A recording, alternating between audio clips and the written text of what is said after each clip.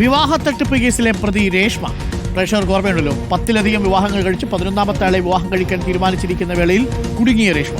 ആ രേഷ്മയുടെ മൊഴിയുടെ വിശദാംശങ്ങൾ ഇപ്പോൾ പുറത്തു വന്നിരിക്കുന്നു. തന്നെ ജയിലിൽ അടയ്ക്കണമെന്നും പുറത്തിറങ്ങിയാൽ തട്ടിപ്പ് ആവർത്തിക്കുമെന്നും രേഷ്മ പോലീസിനോട് പറഞ്ഞു. എന്തിനാണ് രേഷ്മ ഈ തട്ടിപ്പ് നടത്തിയത് എന്ന ചോദ്യത്തിന് കിട്ടിയ ഉത്തരമായിരുന്നു വിചിത്രം.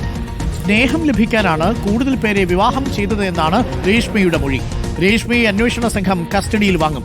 റഹീസ് റഷീദുണ്ട് കൂടുതൽ വിവരങ്ങളുമായി. Rahees Rasheed, very good morning. ഒരു സ്നേഹാന്വേഷിയായിരുന്നു അല്ലേ ഈ രേഷ്മ? നമ്മൾ തെറ്റിദ്ധരിച്ചതാണോ റഹീസ്?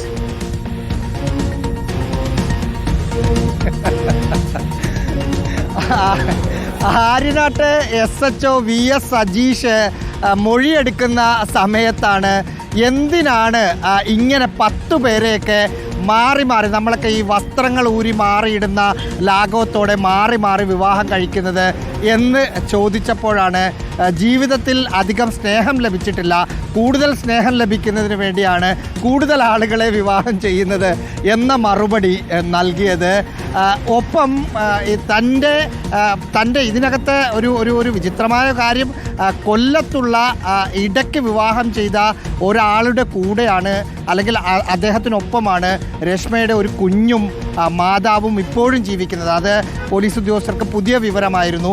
അദ്ദേഹവും പോലീസിനോട് സംസാരിച്ചിരുന്നു.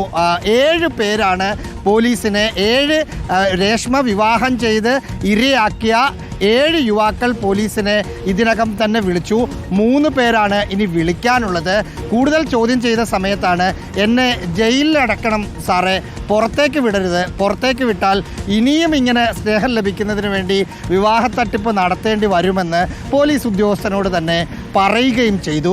ഇതിൽ 10 വിവാഹം നടന്നു, 3 വിവാഹം സ്റ്റാൻഡ് ബൈ ആയിരുന്നു. അതിലൊന്നാണ് നെടുമങ്ങാട്ട് സമീപത്തുള്ള പഞ്ചായത്ത് അംഗം. അതിനുശേഷം 2 പേരെ കൂടി വിവാഹം ചെയ്യാൻ തീരുമാനിച്ചിരുന്നുവെന്ന് രേഷ്മ പോലീസിനോട് പറഞ്ഞു. ഒന്ന് കോട്ടയം യുവാവാണ്, മറ്റൊന്ന് തിരുവനന്തപുരത്തിന് സമീപമുള്ള. Thank you Rahees. എന്തായാലും അത് വിചിത്രമായിട്ടുള്ള മൊഴിയാണ്. മൊഴി വായിക്കുമ്പോൾ ജഡ്ജിയുടെ അവസ്ഥ എന്താണെന്ന് ഞാൻ ആലോചിച്ചതാണ്. Thank you.